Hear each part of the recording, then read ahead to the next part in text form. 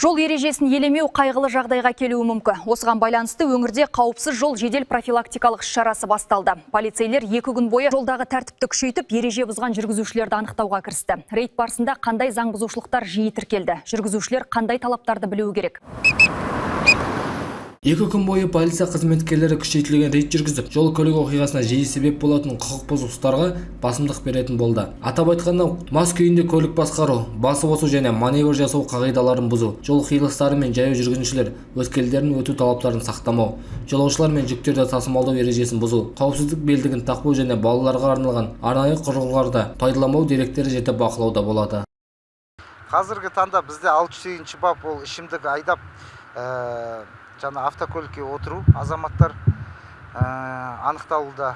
Одан кейін 596 бап 3 тармақ, яғни екі жолақ кесіп өту, қарама-қарсы бағытқа шығу, осындай грубый нарушенияларды біз күнделікті анықтаудамыз.